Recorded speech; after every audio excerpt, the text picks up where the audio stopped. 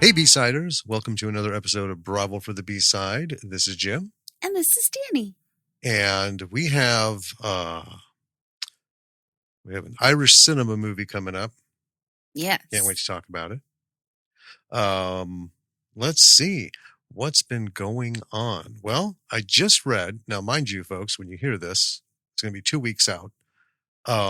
There is massive wildfire in Los Angeles in the upscale areas. 30,000 people evacuated, almost 3,000 acres burned at the time of what I was reading was written. Bad stuff. Yeah. Bad stuff. So fingers crossed that they didn't say anything about deaths or anything.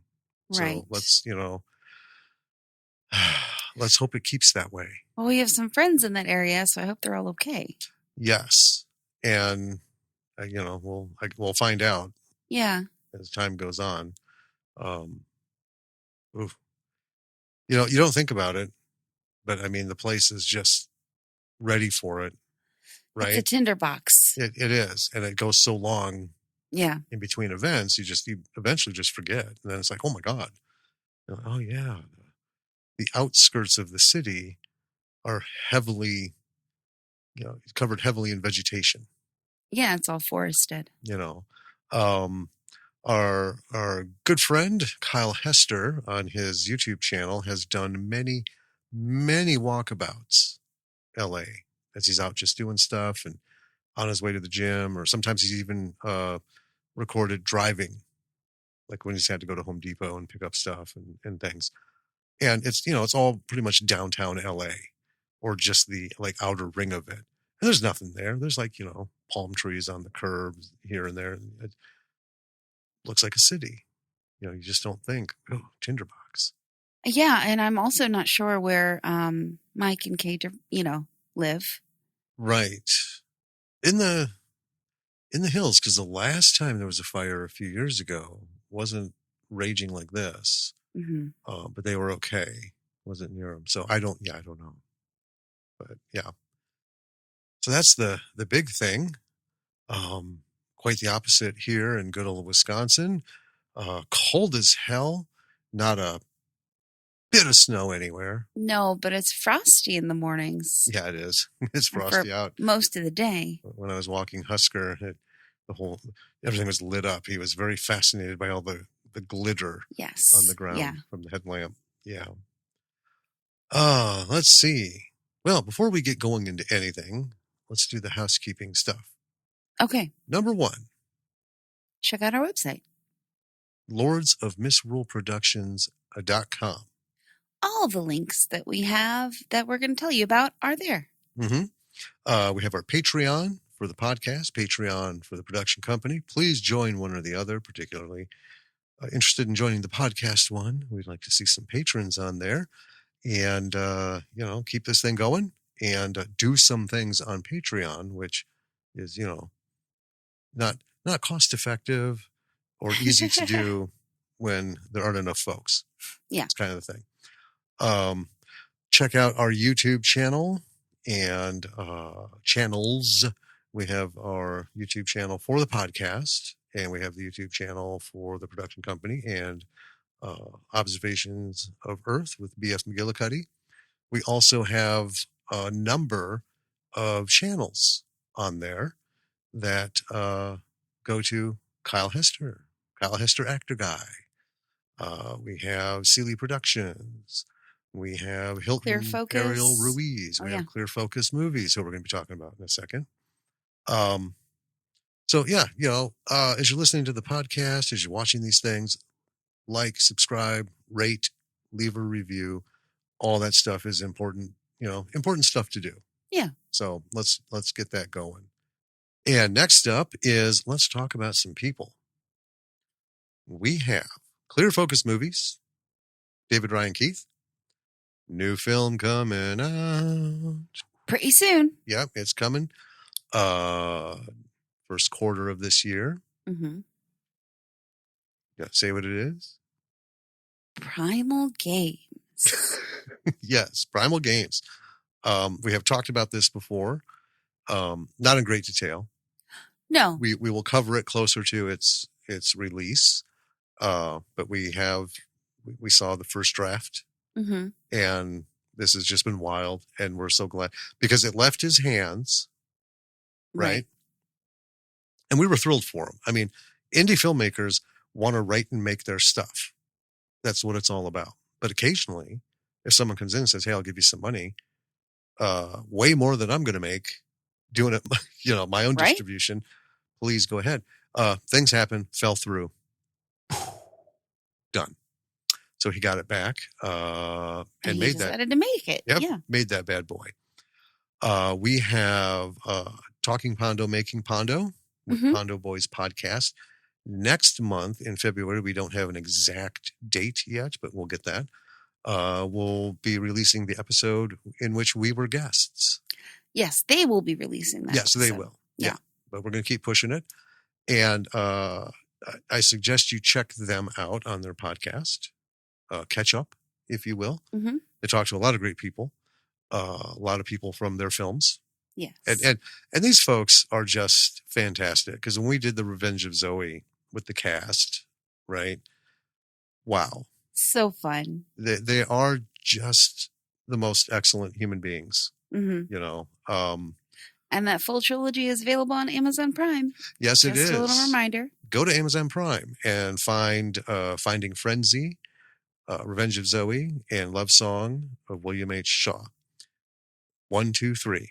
And man, that's a long span to get those movies made. Speaking of long spans, following Anton Doiron, and he's still plugging away at Girl Yeti in his spaceship. Still plugging away. I mean, and that's like the flip side of indie, right? Like David doesn't take 5 years anymore.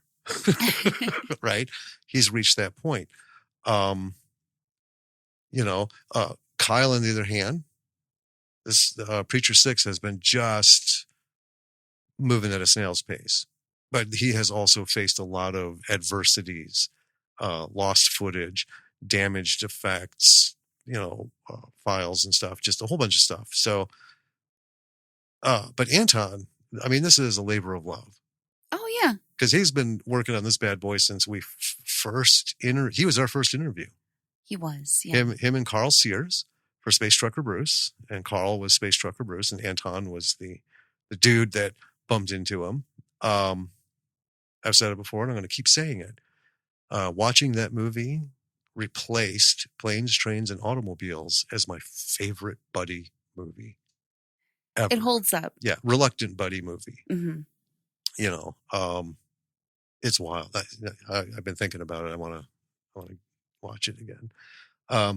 So yeah, I've got some things coming up. Folks have things coming out, and we're going to keep up on that and just keep talking about all the folks. Yeah. When you visit these folks, websites, pages, YouTube, whatever, Instagram, please consider also joining their Patreon. Nobody's asking for a ton of money a month. No. Right.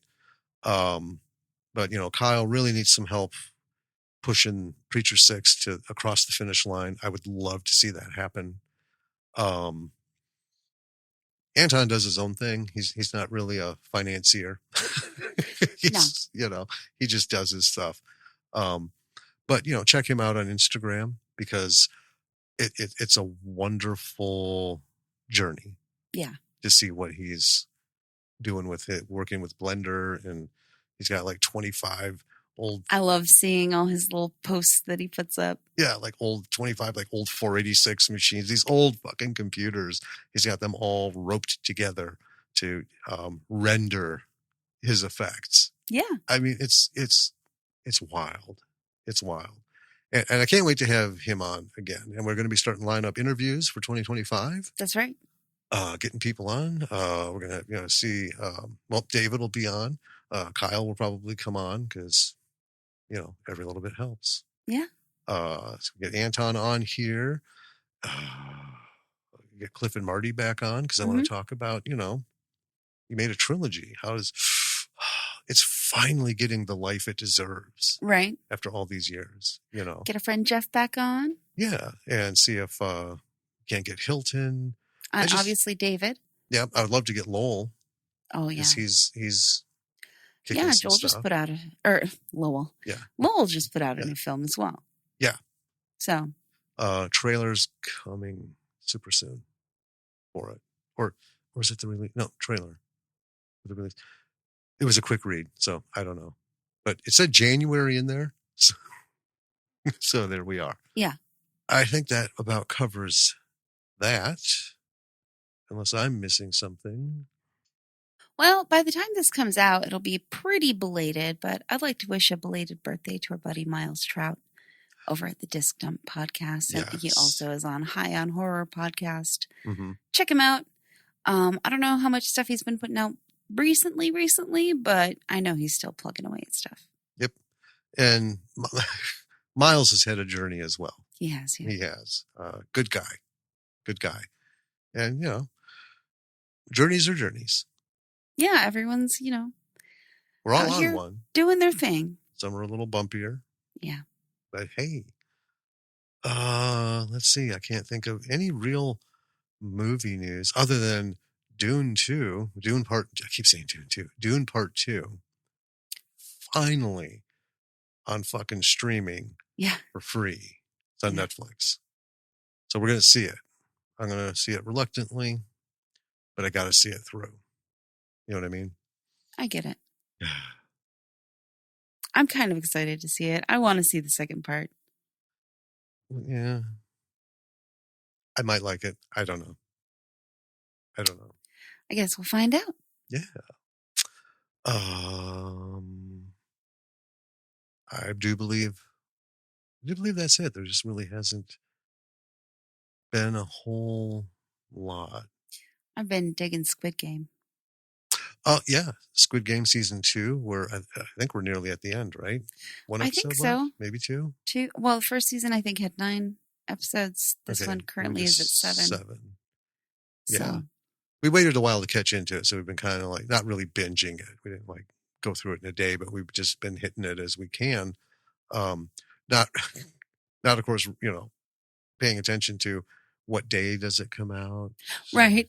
So we're like, now we're not. But yeah, my opinion, I said it at the beginning, they came out hard. Yeah. I mean, way harder than last season. My gosh. Oh my God. This is wild. It is. So a lot of questions. Mm-hmm. And hopefully we'll get some answers. Well, we got a clown movie. We do have a clown movie. This is like I said, it's a Irish-made film with a lot of other hands in the pie. Because anyone who's ever watched a movie from over there, it's 7 solid minutes of pop-ups of what studios and who's been involved with it. It's like a football team. It is, yeah. Roster almost. It's pretty crazy, but yeah, this is one we watched a long time ago. Yeah, ages back, just for fun. And we were like, you know what? We should talk about this. Mm-hmm. And it ended up on our long list. Yeah, it's been on our list for a while. Yeah, so last finally week, getting around to it. Yeah. Well, we go through it and we're like, let's take a pick. Plus, we got some new stuff that's interesting. Mm-hmm. So it makes it hard. But yeah, it's finally getting its due. Why don't you tell us what it is? This film is called Stitches. It was released in 2012, directed by Connor McMahon, written by Connor McMahon and David O'Brien, starring Ross Noble, Tommy Knight, and Ewan McQuinn. Rated R. It had a $2 million budget. Mm-hmm. And here's the logline.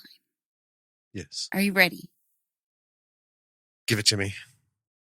A clown comes back from the dead to haunt those who took his life during a fatal party mishap. I mean, that's accurate. I don't think I've ever heard anything as poetic. It's a little lackluster, this logline. I mean, a little bit. And here's the thing with log lines.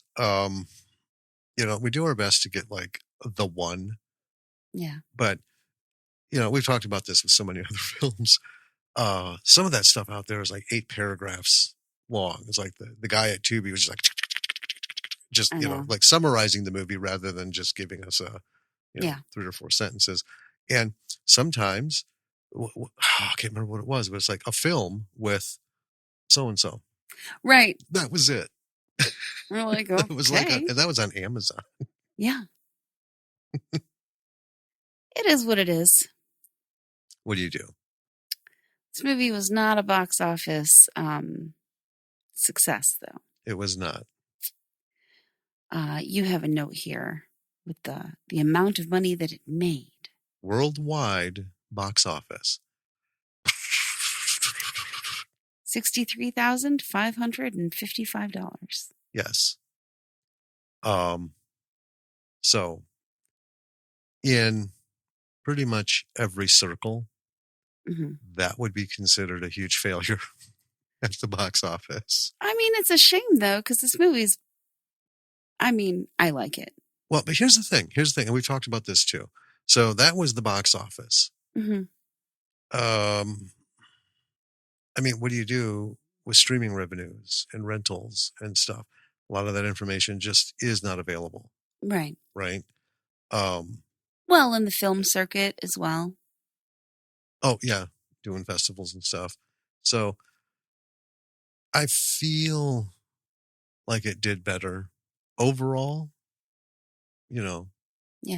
But anyway, should we talk about what this movie's about? Let's jump in. Logline and all. All right.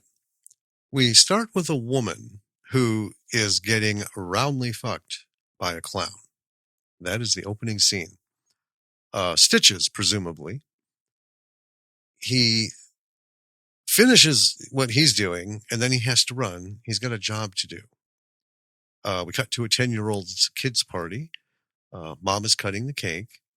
Then we see Stitches blaring through the countryside in his little clown car, which is like a mini. Yeah. It's ridiculous. At the party, someone put a big knife in the dishwasher upside down. And I note that because it's one of those things where it goes in and it was kind of like out of focus. It was like focused in the background. Someone comes up, puts it in, and they drew the focus in. 2 things. Number 1, cinematic clue that this means something. Right. And just number 2, I hate that. I know. You and I have differing opinions on how to put silverware in the dishwasher, Well, and we go by your... Well, I think the foreshadowing is going to tell us why we don't do that. Well, I don't stick steak knives in the dishwasher. That's true. We don't really butter knives. But yeah, we wash all of our other knives. Anyway, so Stitches comes barreling down the driveway. And I honestly thought for sure he was going to like plow into somebody, like this is how it's going to begin, Well, he does nearly run the kids over. Nearly runs them over. Yeah. Right. But just the way he looks, he is one fucked up looking clown. And it's not like it's like crazy makeup and weird shit like from It's actually pretty simple makeup. It's pretty simple makeup, but this dude makes the face through the makeup thing work hard. And it is a little unsettling. So inside, a little bit later, we see the kids are not receptive of Stitches. He does a coin behind the ear thing with the birthday boy, does some balloon animals. This kid wants a dinosaur. Stitches says, no, they're extinct. You get a dog. That's right. And it's not a good looking dog. All of his following stunts and magic tricks are just fucking terrible. Yeah. And this reminded me of Patton Oswalt's routine about the woman's kid's birthday party. She hired the clown. He comes out of the fucking field, makes silver balloon animals and, does face painting, and it's like blue stars on all the kids' faces. Yeah. And it's just so bad. And she's like, I'm so pissed off, but I kind of want to see where this is going. Yeah. And this is kind of what that whole vibe. So while he's dicking around, one of the kids slips behind him, ties his shoes together. And then the birthday boy hits Stitches in the head with a soccer ball. Stitches goes down. All of the kids go into the kitchen, and Stitches is laying in the dishwasher. Mm-hmm. Suddenly, he gets up, and the knife is going through his eye out the top of his head. Yeah. He's moaning. Birthday boy is just mesmerized.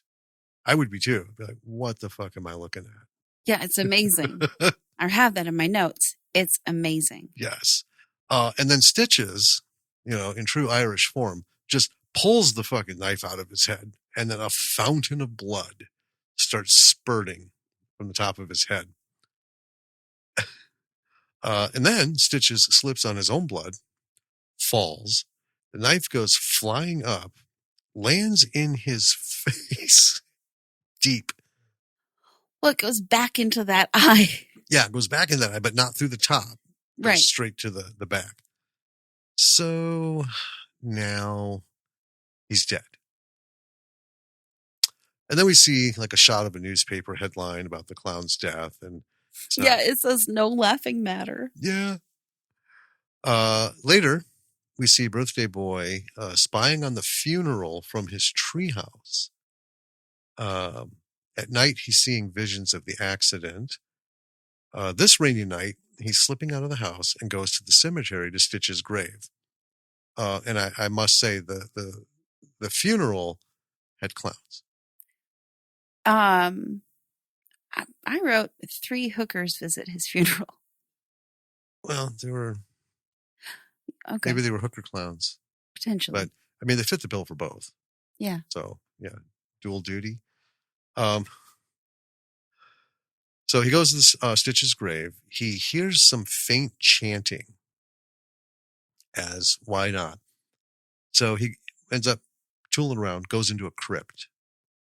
And there is some sort of ceremony having to do with some egg thing that we saw when Stitches was fucking that woman.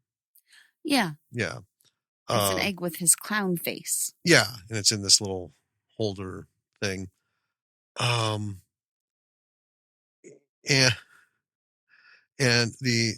this whole ceremony thing is being done by clowns, of course. Yeah, why not? So the kid gets caught. One of the clowns tells the kid, a clown that doesn't finish a party will never be at rest, and that a joke is not half as funny the second time around, which I noted, that's a pretty solid philosophy. Yeah. The joke part. So, 6 years later, the boy's a teenager now, birthday boy. Yes. And he's like going into the kitchen and moving things around as his mom is cooking, but she's like not doing it well while she's on a call. And he looks at his food and it looks like a clown face. Yes. And then we learn that this kid is heavily medicated.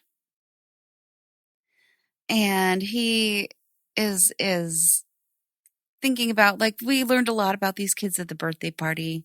Right. He's thinking about this little girl who like kissed him on the cheek at his party and just kind of starting his day. And then we get conveniently introduced subtitled names of his friends. Yes. Bulger, Richie, Vinny, and Kate. Helpful. Appreciated. So. Yeah. I mean, I got some notes in here on that, but this was an instance where names were less important to me than normal. Yeah. But, I mean, that was helpful, but fast. It was fast. I could barely keep up. So we have Kate, who's fighting off the advances of some dude at school. And then our main kid is Tom. And then it's just like introducing a bunch of these kids. There's girl talking to him as Kate walks away. That's Sarah. Anyway, Sarah is manipulating and rude. She's a bitch. Yeah. And also her boyfriend's a dick. There's a lot of names getting thrown around here. Yeah. So during the school day, Tom sees his teacher wearing a clown nose pretty briefly. And then his friends start talking about having a birthday party for him. And suddenly, the teacher is there in full clown regalia. Yeah. And rips off Vinny, as one of these kids, one of his friends, rips off Vinny's jewels. Yeah, this was... It's sort of like a fever dream. I mean, it is, but I loved it because it was like a slow burn. Mm-hmm. He's like, oh, okay, he sees the guy, he's the clown, he's going to get weird and stuff. And they cut back and forth, Yeah. like 4 or 5 different times until, he just like goes into the guy's pants. Yeah. You And know? just rips him right off. Yeah, I was like, whoa. And out they come.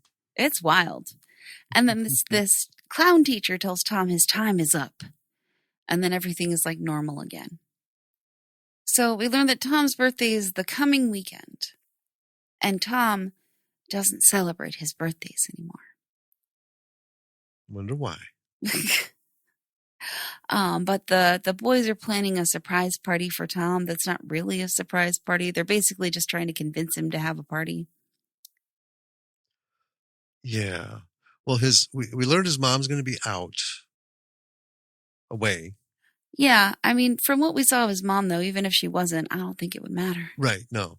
And he started with just like 2 friends. Mm-hmm. Like, hey, you want to come over? And then, of course, like every good high school movie. It's a party! Party! Word gets around. Mm-hmm. So, Tom goes at night to his treehouse. And he is like watching the graveyard. And he has the silver coin that the clown gave him. And news clippings from the clown's death on his wall in his treehouse. And he also watches Kate, I believe her name is, in her window. Yeah, Kate's the girl who kissed him. Mm-hmm. We didn't mention it, but it happened. But 10-year-olds, right? Yeah, little crush going on. So Tom decides to agree to the party. And just as we're learning that, we learn that Kate's a bit of a rebel, wearing unsanctioned boots to school. Oh my God, yes. And the principal comes out, and the principal's absolutely ridiculous. I have a comment on that. Yes. Okay. So here, a lot of schools don't allow like headbands and stuff of certain colors, particularly in California. Sure. Right. It's where it started. So we have the Bloods and the Crips. And it's like, they put the hammer down. It's like, no, if you're coming to our school, you're not representing that bullshit. So none of that's allowed. So then they tried school, shoelaces in different colors, put bans on that. Well, in Ireland, Kate's boots were accused of being paramilitary. Okay. Because she had regular, like Doc Martin right. type things on. And even though it's not a parochial school, there are dress codes that you can't wear things like that. You can't look like you're a paramilitary person because that smacks of IRA and things that they want to move past. Sure. Right. It's a wide definition. I mean, my Merrells, they're hiking boots, but they look almost like military issue hikers rather than, calf highs. Right. So where's the line? But anyway, that's why that happened. But yeah, the guy was still a dick. Yeah. So this whole scene happens where the principal is dressing down Kate, and then Tom invites Kate to her party, and he does it by like mocking the principal. Yeah. And the principal's right behind him while he's doing it. And then we have Tom just seeing clowns at weird times for a while. And then the bitchy girl, Sarah, and her douchey boyfriend confront Tom about not inviting them to the party. And he's like, not really planning a party. She kicks him in the nuts. And then he's angry, so he goes to his friend, Bulger, to see how many people they invited to this party that's supposed to be just him and some of his friends. And Bulger's pretty much like, don't worry about it. It's fine. So then when he gets home, his mom is already gone. Mm-hmm. But she's left a note saying your birthday present is out, by the garage. Yeah. And he goes up there and it's a bike that he already has, the same bike. He says, not the same shitty bike again. Yeah. Ugh. He's not super impressed.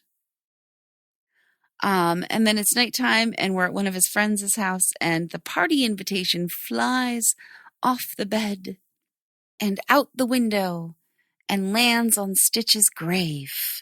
Yes. And all these kids, Tom and all his friends, live right next to this graveyard, huh? It didn't seem like it was a huge town. But everyone lives like right next door to this graveyard. Right? So Stitches has been invited. I always wondered about that. We can talk about that later. Yeah. Maybe, if I remember to. Sure. Like, was it like an activation?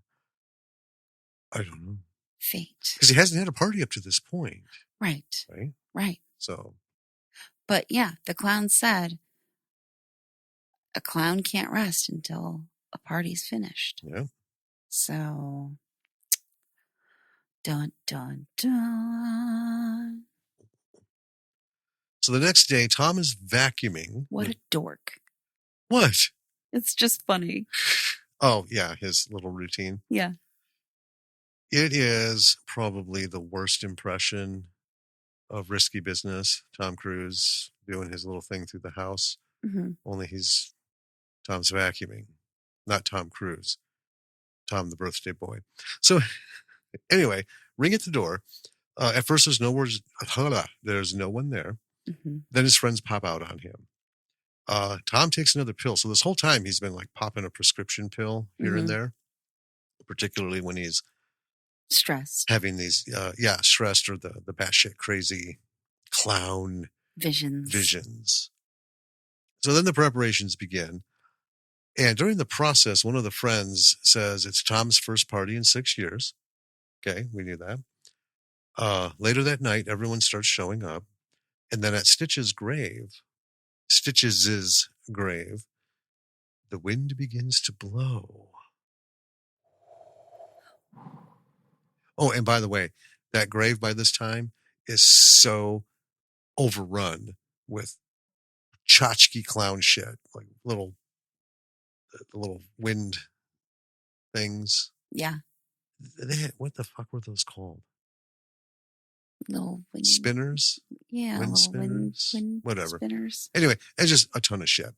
Back inside the party, it's a marathon of awkward teenage party behavior.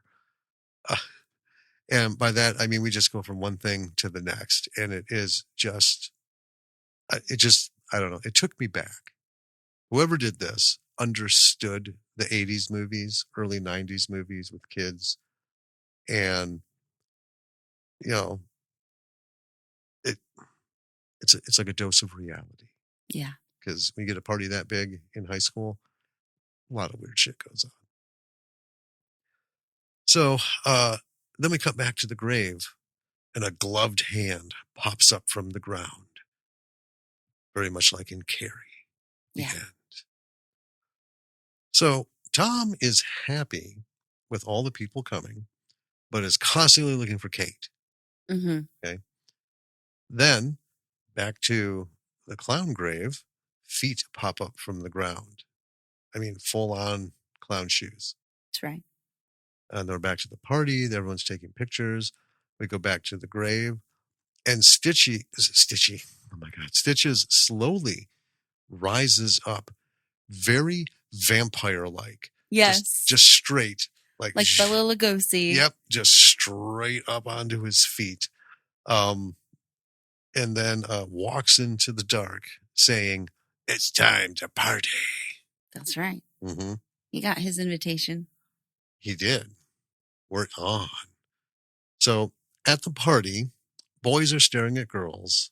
A lot of shots of that, except for Tom. He and his friends share a special cookie. Well, he doesn't know it's a special cookie. He doesn't know it's a special cookie. And meanwhile, Stitches is lumbering towards the house. And then we cut back. And his friend's like, "Did you eat that whole thing?" So yeah. He's like, "Dude, you ate about 40 joints." So, Yeah. and that was good for a laugh from his friends. He runs to the bathroom to rinse his face. Downstairs, we have more people coming in.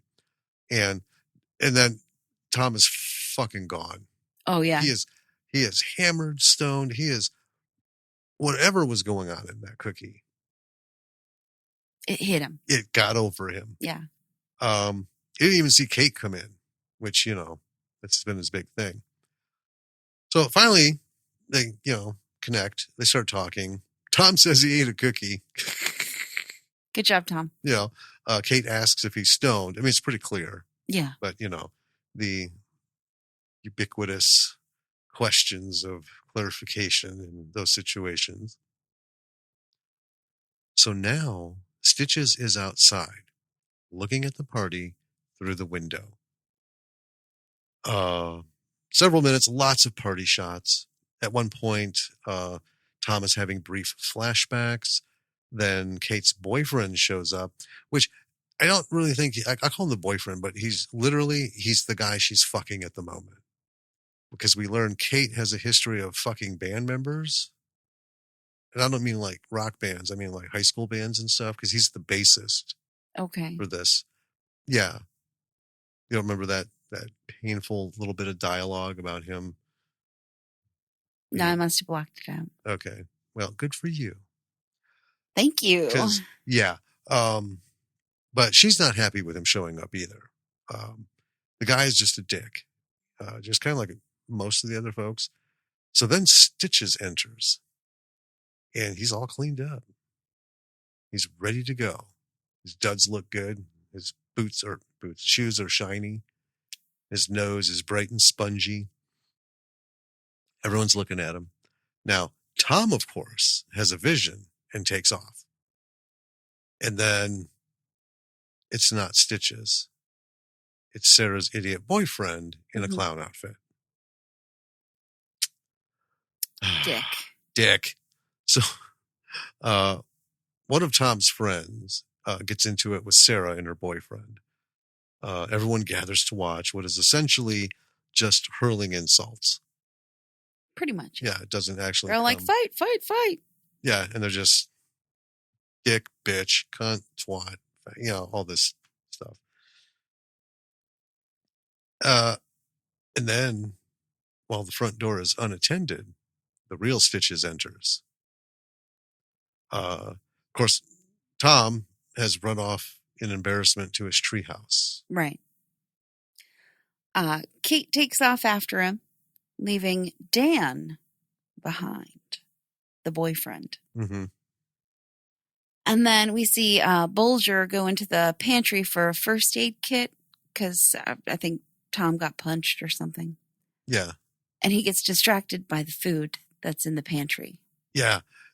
He's like, oh, my favorite. We don't see what it is. Yeah, we do. That. It's canned strawberries. No, not when he's looking at it. Oh. Because it's just like him looking at the camera. When we come back to him, yeah, he's knee deep in that shit. So then we have Kate and Tom in the treehouse, and they're like chatting about when they were kids. And she finds his telescope, which is pointed at her house. And she's like, what the fuck? It's a little awkward. It's pretty awkward.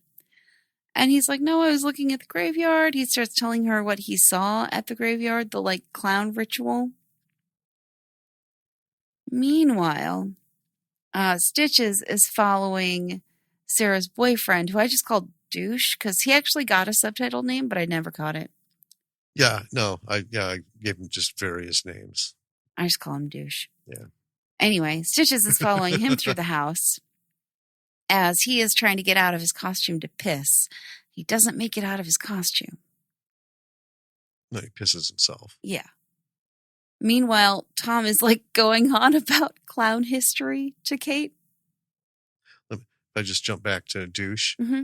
What I loved about this is, we knew he was going to piss himself, but then he's just like, not again. Oh, yeah. Then we have Douche in his pissy clown costume. He's on the balcony. Stitches comes up behind him and pulls his ear off. Just grabs it, yanks it right off. And then his arm. And then he pulls a rabbit out of Douche's throat and kicks his head off.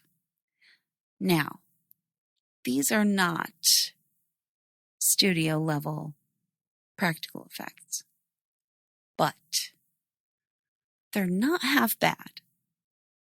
It's pretty clear what's going on. There's a lot of blood and they're a lot of fun. Well, I wrote good effects. Yeah. Because, I mean, that's what you want. Yeah. I don't need photorealistic things happening. It's like it's like watching Tokyo Gore Police. Sure. Right? Blood shooting out at 5,000 psi from a fucking fire hose. I know. I mean, come on. But you know what? I'll watch it over and over. Yeah. So then Kate and Sarah, Kate's left the treehouse. Kate and Sarah have this catty conversation when Kate returns to the party. And Stitches inside pulls his nose off, his clown nose, and is like, sniff him out, buddy. Yeah. And his nose rolls around, like leading him to a door, which is the door to the pantry. Yes. Where Bulger is inside stuffing himself on cans of strawberries. Yes. So Stitches comes in, and because of the party raging in the house, no one can hear Bulger crying for help. No.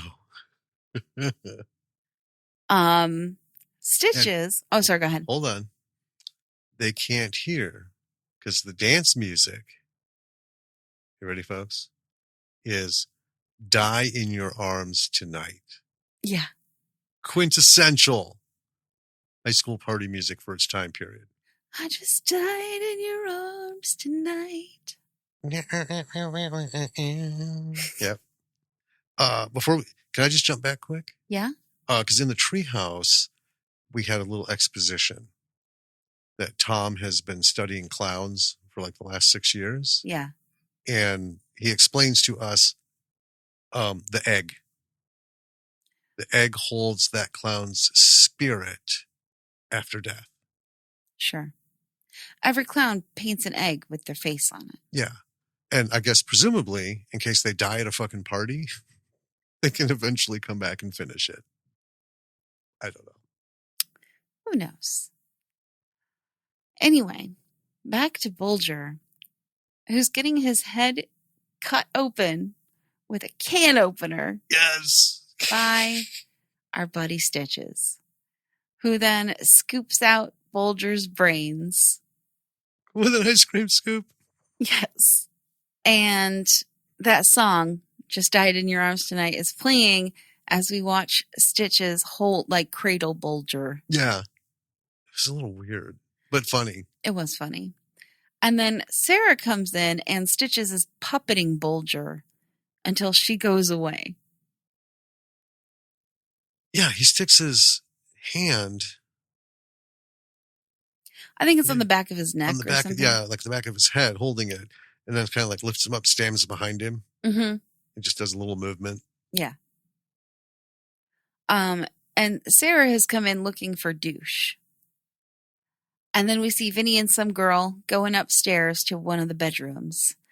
And Tom is watching from his treehouse and he sees Stitches in one of the windows. And Stitches waves at him and flips him off. And, sorry, go ahead. Nothing. I just continue. Okay. So he initially pulls up the ladder for the treehouse. Because Tom's like, nope.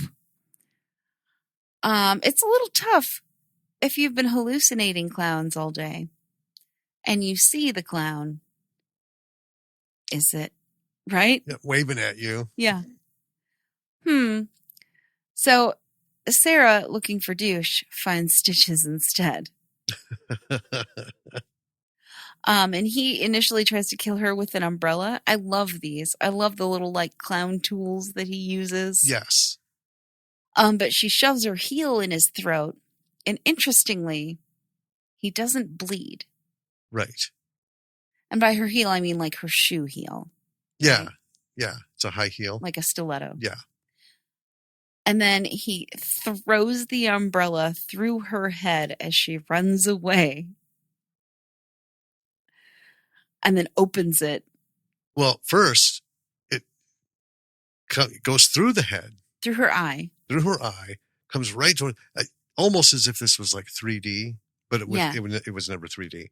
And it comes out right towards the camera with her eyeball right on the end of that umbrella. Mm-hmm. I loved it. Oh, that's fantastic. And Tom is trying to call Vinny because he thinks Stitches is on his way to him now. And he ends up leaving his treehouse and running back to the house. Back to Stitches, he's using his magic nose to sniff someone else out. Basically just, I think, looking for whoever was at the party, right? For the original cast, if you will. And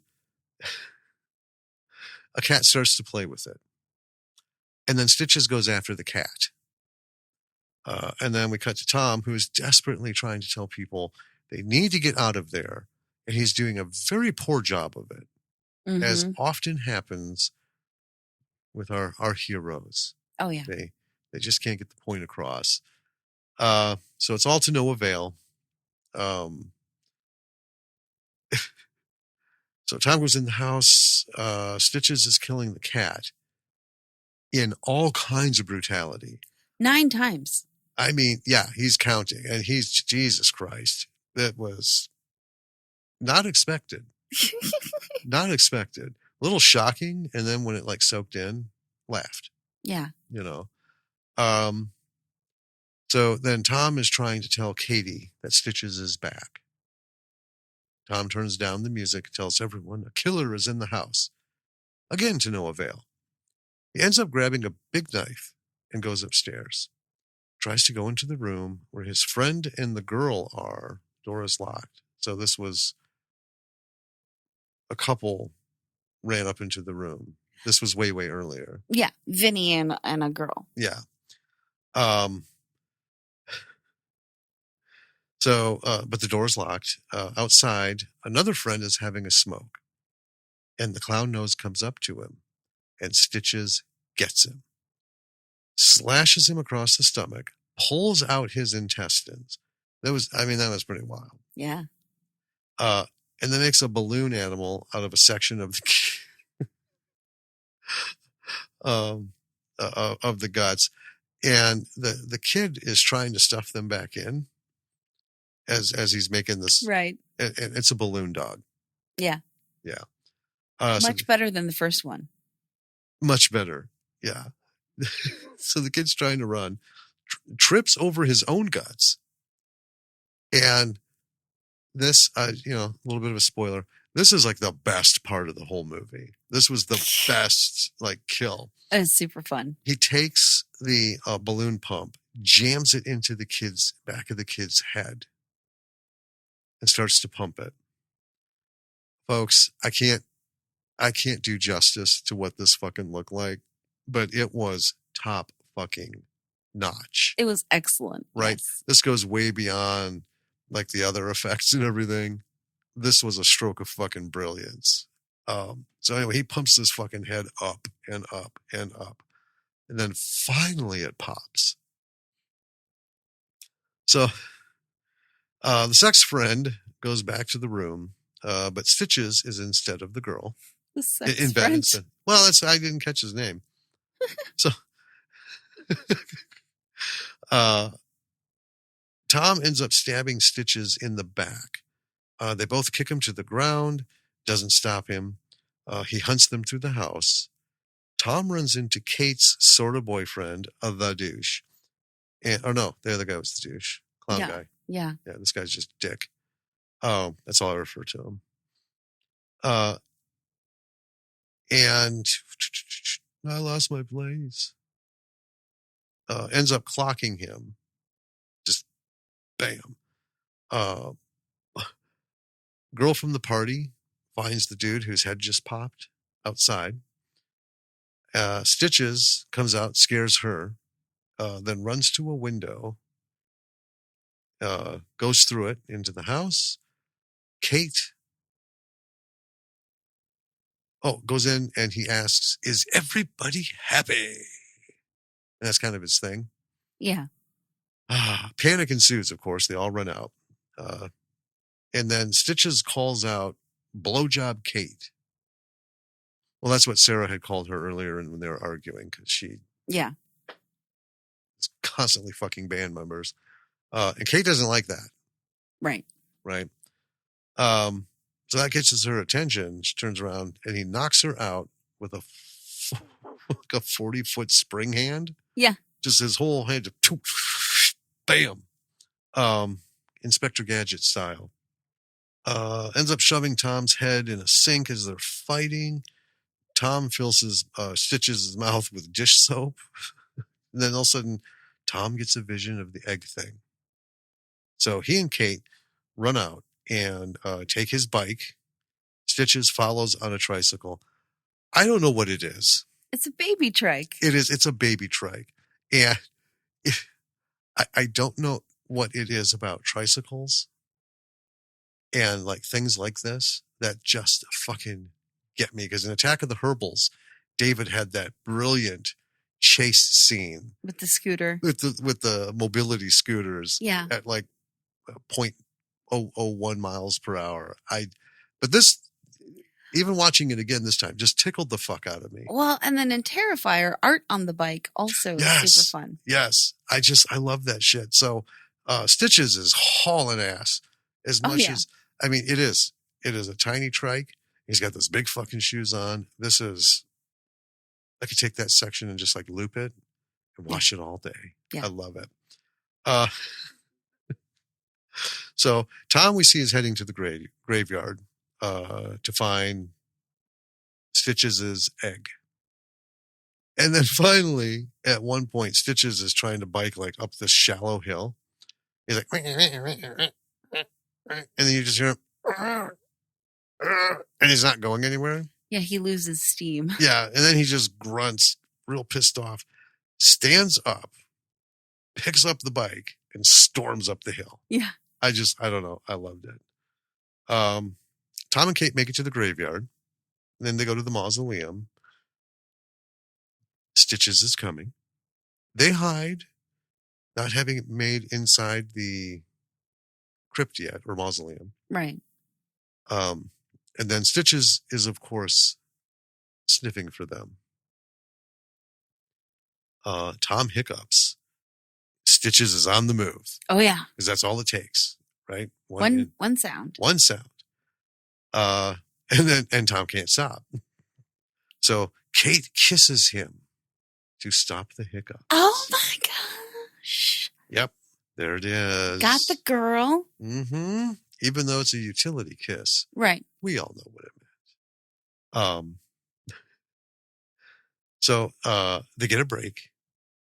They make it to the mausoleum, but then they need to break the lock.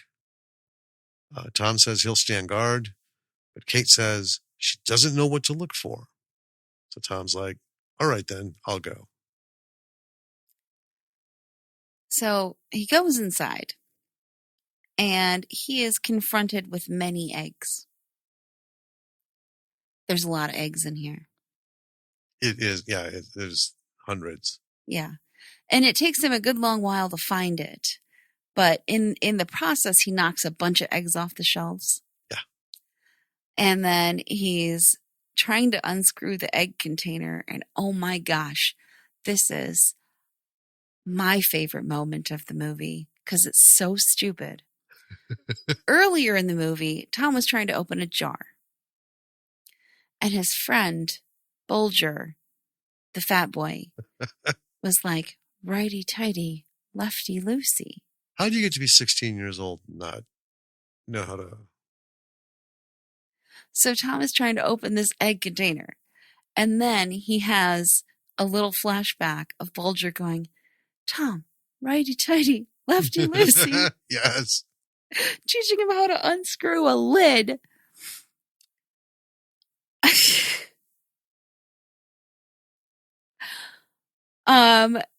And so he's got the egg thing, and he goes outside with the egg, and Stitches is waiting.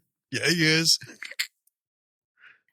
Oh yeah, Stitches, ambushes him and Kate outside, basically. Well, he comes out, and Stitches has that 40-foot spring-loaded hand. Yeah, gets him. Yeah. There's a bit of a scuffle.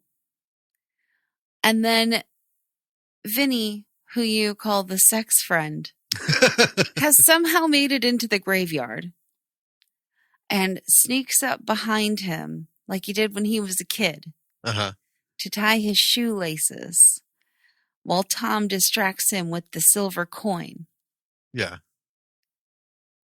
And Stitches trips and drops the egg, which he's managed to get from Tom. Right? And it doesn't break on the ground. And then they push him into the egg. Yes. So that it will break. Tom tosses it under him. Yeah. And Stitches comes apart in this very disturbing egg clown sort of way. Yeah. He starts to melt. There's a lot of popping. And bubbling. It's awesome. It is. It's pretty great. So they've successfully killed Stitches. But then we see 6 months later, the house is for sale. We see the grave for the cat. Yes. Yeah. Kate has bought Tom a new telescope. They kiss and we zoom in through his telescope to the graveyard where the clown convent, I don't know what they are. The clowns of the graveyard are carefully reconstructing Stitch's egg, which once they have all the pieces together, it heals itself. Well, a bunch of clowns are there, but there's one clown doing it. And it's very clear he's getting a blowjob. Oh, yeah, that's while true. While he's putting the egg back together. As clowns do. Yes. And then we hear, is everybody happy? Yeah. And then that's it. It's a very fun ride. But I just want to say, so there's this whole big thing about Tom moving, right? He's literally just moving down the street. Right. Just to another house. Yeah. Down the block. Yeah. So that, folks, is Stitches. Stitches the clown.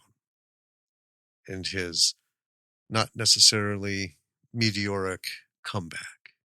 Right. But this movie was fun.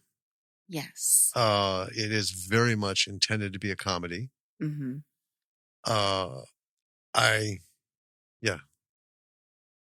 Let's get into this.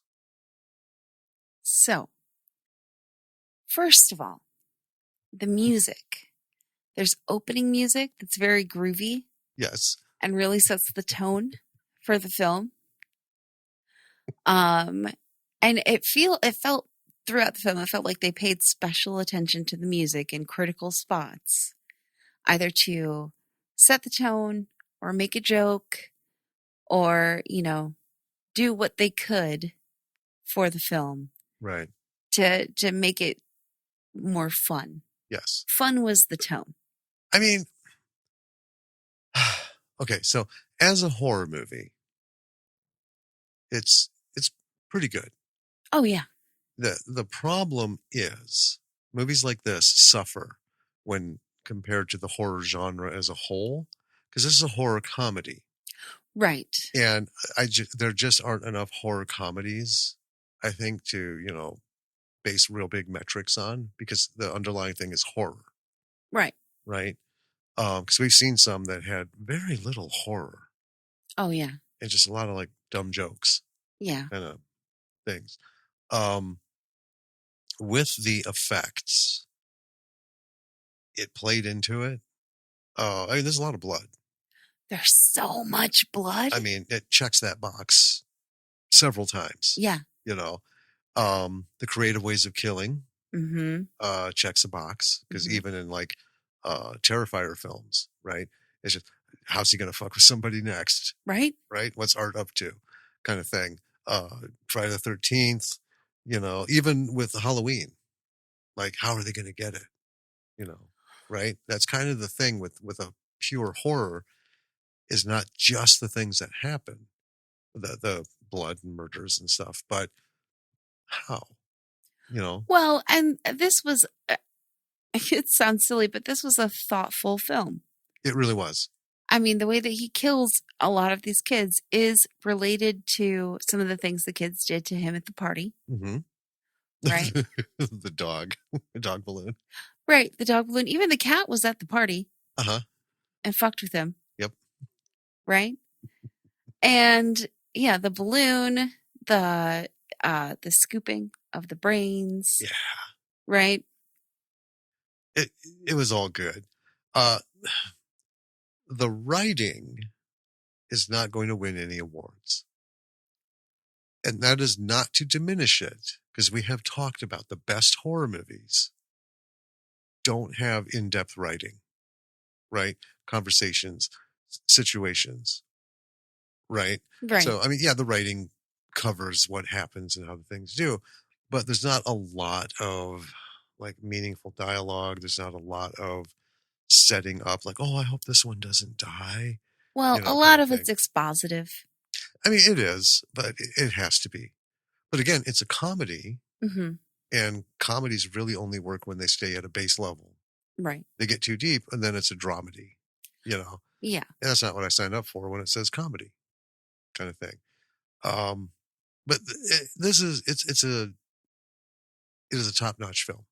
It really is. The cinematography was great. Oh, yeah. $2 million budget shows. Well, yes. That's a lot of money.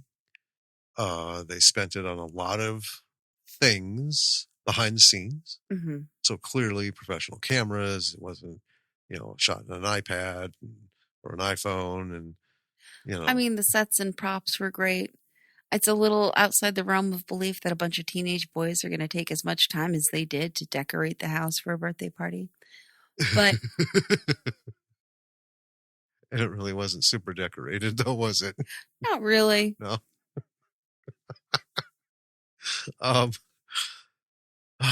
The acting.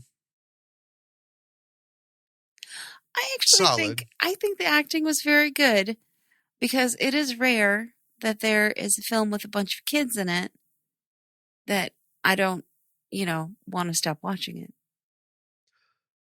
I mean, that's true. It's true. It's tough to get a full cadre of child, or young, very young actors, right, and not make it intolerable. I get the thing is, I don't have anything negative to say about this. It was a fun movie. Mm-hmm. Like I said, it checked all the boxes and made us laugh. Yeah. And I have this like weird tricycle scooter fetish thing. Thank you. that I still like the Three Stooges. I mean, right? Not everyone is a winner. This was a slapstick horror. But yeah, I love that just, thing in the physical comedy and stuff. One of the series I love from way back is Fawlty Towers, BBC series, mm-hmm. With John Cleese. And one of my favorite bits that just gets me going every time. It's so stupid. There's a scene where he's like yelling at Manuel and he like rubs a spoon on his head and then pops him with it. And it's just, every fucking time I'm like, it just gets me. The comedy or the killings are filled with comedy. They are very physical. Oh yeah. Interestingly, Stitches has very little to say throughout the movie. He has his one-liners. Yeah, he quips. Yeah, which, when the first time it happens, you're like, I knew that was going to be here somewhere, but it's not like all throughout, No. The pacing and the whole thing, it's a fun watch. It's not a labor to watch it twice. We'll watch it a third time, a fourth time, why not? It's well done. Yeah. And I think what makes it more fun, this is one of those movies where there's not a lot of jump scares, right? There's that bit in the beginning where there's a knock on the door, nobody's there, all of a sudden the friends like pop in from the side. Hey, not really a jump scare, just kind of a, okay. It really focuses on Stitches going after people, getting his revenge. Yes. Yeah, it's a good movie. I mean, there's a lot of things like the cinematography, the camera work. What I like about this is because this is still recent enough where it's in the era of shaky cams, and we all know how I fucking hate that for the most part. Very few people have been able to pull that off. We don't have that here. Right. It's $2 million budget. Well, I'm going to buy an expensive tripod. Now, to put a camera on, I'm going to hire somebody to run it. And you know what? At the end of the day, it's going to look like somebody knew how to run a fucking camera. Yes. I know how to get a shot, instead of moving around for tension and, kinetic energy, whatever they're trying to pull off. There's also, for a movie with high school kids, surprisingly absent nudity. I respect that. Well, me too, because if this was in the 80s, I'm not going to lie. That was me and my friends. It was the only reason we snuck into theaters because we just wanted to see tits. Yeah. Right? Yeah. Why not? You're 13. You're like, I'll give that a go. And that's why, I have in my repertoire of things I've viewed some of the most horrendous movies ever made. Yes. Because that's all they were. It was scaled back National Lampoon stuff. I think first of all, you can't do that with minors. No. Right? And this is one of those where not everybody looks like they're 45. No, they all do look like high school kids. Yeah. And there's a scene during the party where they're going around just showing all the party stuff happening. And all the girls are dressed so slutty that I wrote in my notes, I'm like, God, these girls are dressed so slutty. I think it's another reason I like this is there's just a lot of little things. I don't want to get into all of it because it's neither here nor there, but there's just a lot of little things that remind me of childhood, my family, and things people say and just actions and stuff. Very obvious where the film was made. Very obvious the culture it was made in. And to me, it just made it even a little more fun. Let's talk about Stitches. So the actor who plays Stitches is amazing. He's excellent. He really is. It is difficult to, and we've talked about this with Terrifier. David made it was the reason that film was successful is because even though he had appliances on his face, the enhanced cheekbones and the protruding chin and the nose and the nose and all of that makeup, he acted through it. Right. He gave us every little nuance. And that's what happened here. Stitches, it's not the most elaborate makeup, but it is still full face makeup. And man, can that detract. But his eyes. Oh, yeah. You talk about giving us a fucking wild, like right from the beginning when he's, got that woman bent over and he's riding her before the party.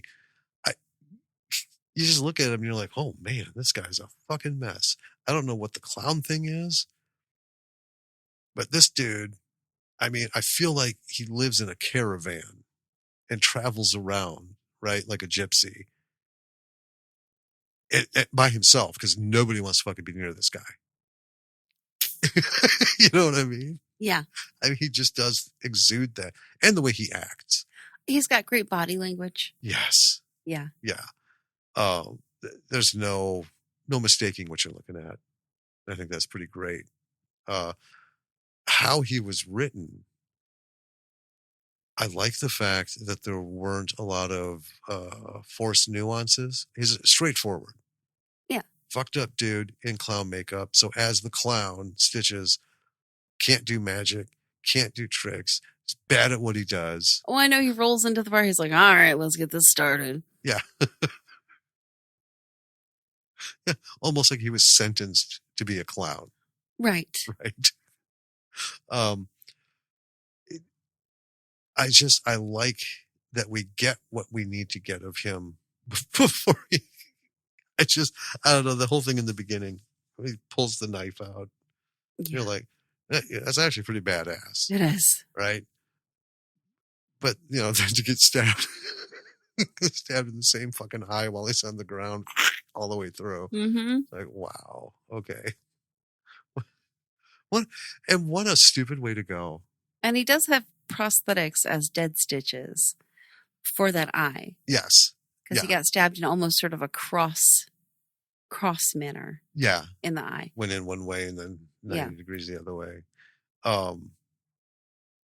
And of course those little kids that they had for the beginning, wonderful. The reactions were fantastic. The whole thing, typical wild, out of control, just future hoodlums. Yeah. That's pretty much it. Basically. Yeah. I really enjoyed this film. I think the things to take away from it, sound, again, with that kind of budget, like I said, there is nothing lacking. Oh, no. Right? I think the effects weren't done cheaply. I think they were done deliberately to fit the tone of the film. Yes, I agree. Yeah. I mean, it's a bicycle pump. Blowing up ahead. To like 8 times the size. Yeah. That is, God, here's the beauty of radio or, audio podcast. Just can't show that. Right. But it's hilarious. Oh. Well, they're not bad. They're just, they're corny in keeping with the tone. Yes. I do want to say, keep watching through the end. Yeah. Through the credits, right? There's some outtakes and stuff. And I think that watching that solidified how fun it was to make this film. Yeah. Right.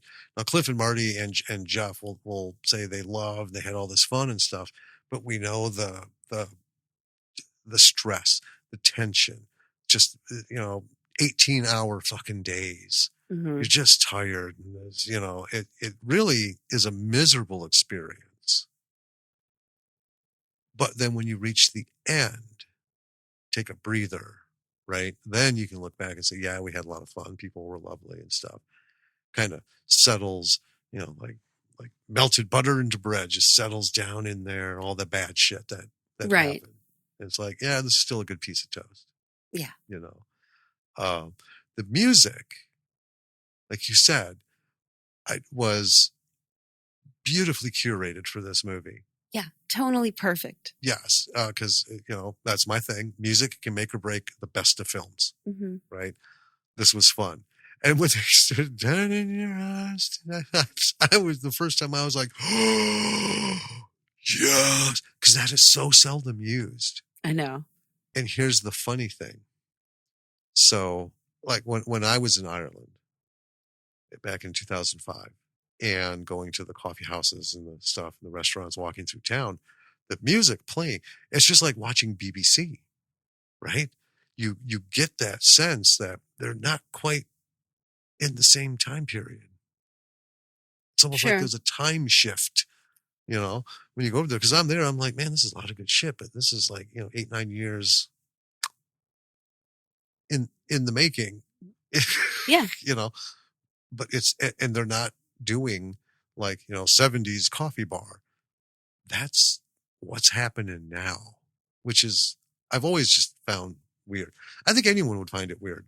Wherever you're living, you go somewhere else, what they're listening to, whether it's, new, what kind of new stuff, old stuff, whatever, fashion, all that.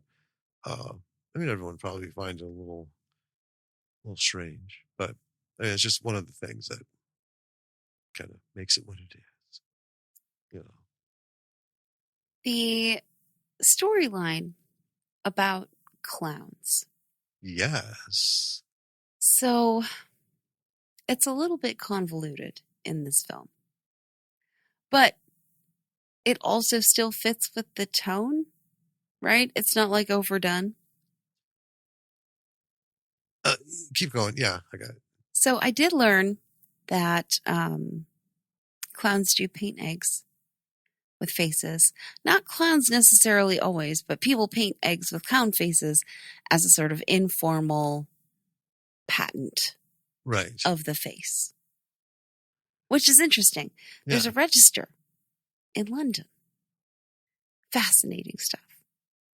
And I think it's fun taking that idea of that and making it sort of this like clown society.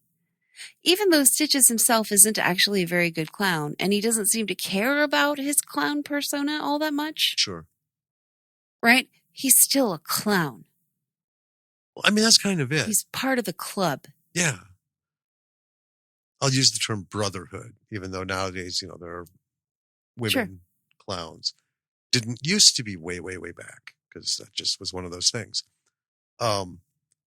But it's that brotherhood mentality. Yeah. Right? One of us. You don't talk about how bad so-and-so is, because they're part of the brotherhood. We are clowns. Mm-hmm. We don't do such things, right?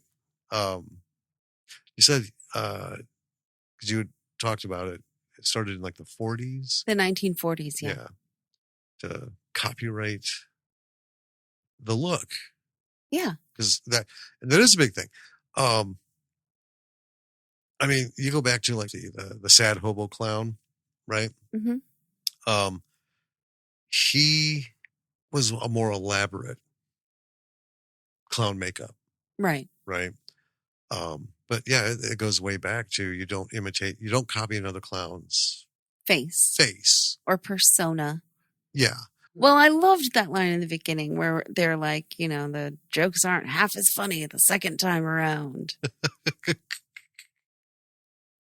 But actually, they were much funnier. Yeah.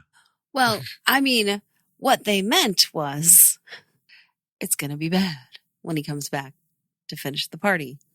Oh, I could see that. Yeah. Yeah. Because a clown can't leave a party unfinished. No. Well, so folks, if you hire a clown, keep the knives out of the dishwasher. Yeah. Or if you're going to put them in, point down. Try your best not to kill the clown in some weird Rube Goldberg style accident. Yeah, that was a whole thing. Yeah. Yeah, because you don't want that. You don't want him coming back. Yeah. Nobody does. Just trying to think of any of the other things. This film overall is a good example at every level, right? Lighting, directing. Acting, directing was obviously music. solid. Yeah. The director and in the editing, the Mm-hmm. combination of both, very nicely paced. Didn't make me wonder, should I just go to the bathroom and without pausing the movie, because nothing's happening. Right. We've all been to those. It's like, I'm not going to miss anything in capital.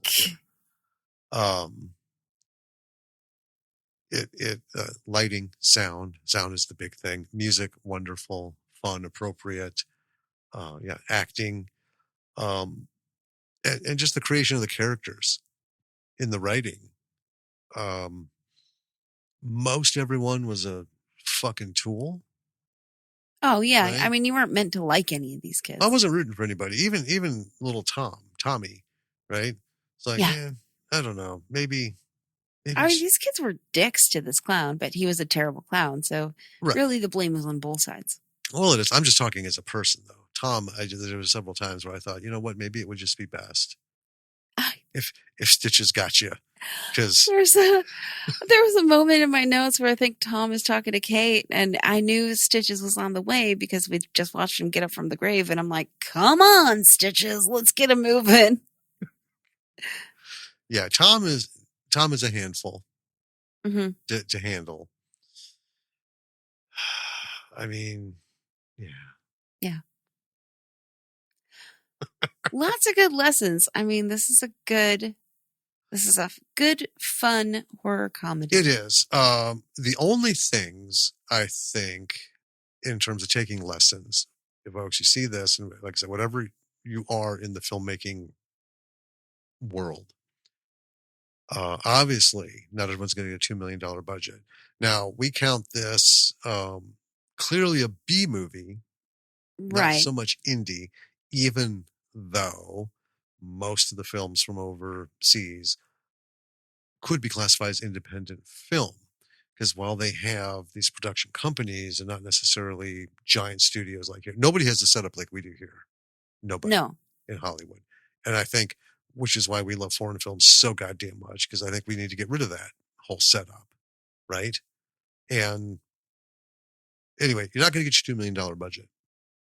So even though the effects were deliberately campy and appropriate for the film, you may not be able to get those. Correct. Right? So you do what you can. But what you can do is learn from the direction, the lighting, all of the stuff. Locations. If you can't build a set, find a location. That's where a lot of these overseas films, they don't build sets. They just find a place to shoot it in. Yeah. Right? And especially as you get lower budget, like, David, found that mansion. Oh, yeah. It had a very short time period to get it done. Mm-hmm. Right? But why try to spend money building a set when for like a third of it you can rent a location and shoot the shit out of it? Right.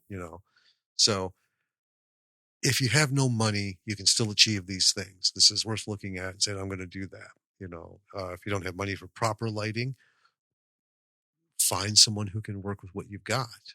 Right. Because you can shoot with shit lighting.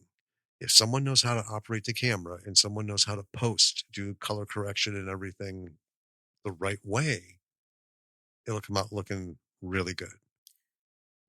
It can, but I would warn, don't count on, we'll fix it in post. Because lots of people do that. Yep, never do that. Count on get it right in the lens. Take it from an old photographer adage. Get it right in the lens. Do the best you can for lighting. Know how to work the fucking aperture. If you're shooting with an iPhone, make sure you have a fucking app where you can adjust this stuff, right? Don't auto everything. Right. Because if you auto everything, I promise you it will come out looking like shit. It just won't look right. Just won't look right.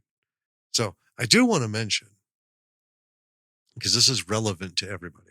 So this is our first episode recorded on new computer. Oh.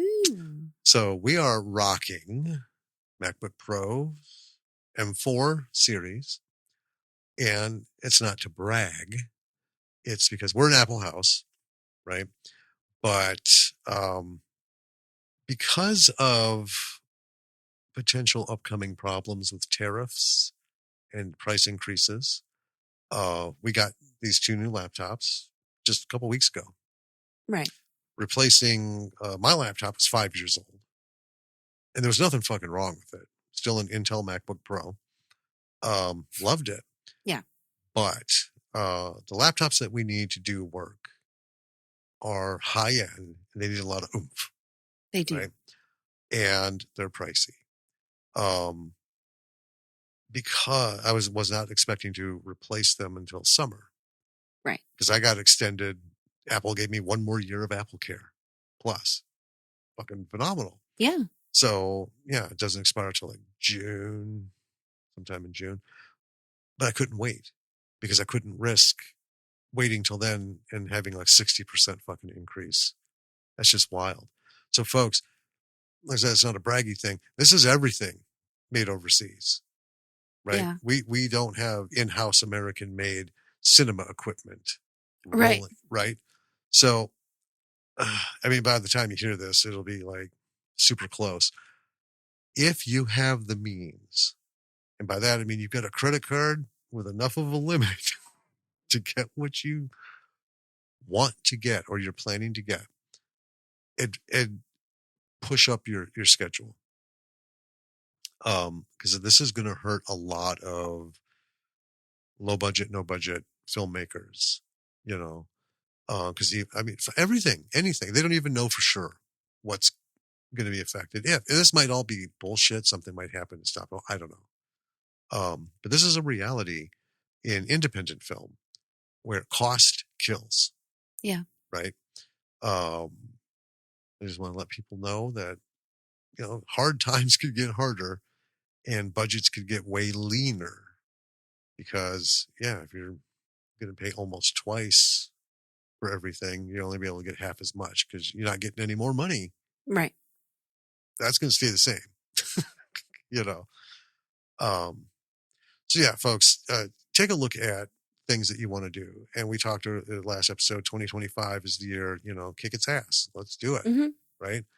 So if you feel like you're going to make a film this year, do what you can as fast as you can to get something. If you feel like you need a Black Magic, you know, you know, Ursa or Red, whatever, right?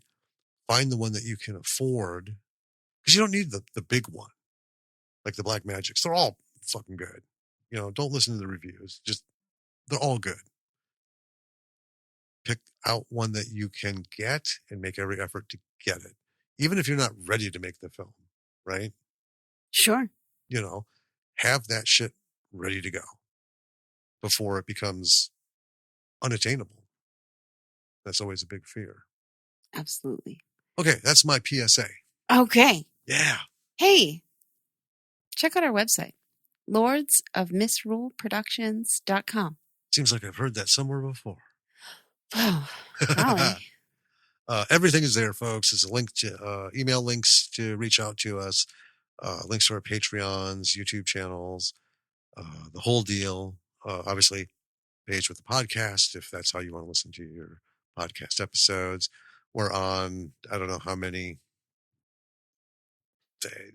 Apple, Google, Spotify, iHeartRadio, just all major podcast platforms. Yeah, it's all kinds of shit out there.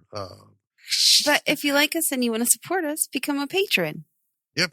$5 a month. You get episodes a week early. Mm-hmm. I think that's about it. That's about it. Oh, well, with everything. Like, subscribe, rate, review, share. Let's share. Because, you know, the more it gets around, the more the algorithms work and stuff. Think of back. Rocket. Yeah.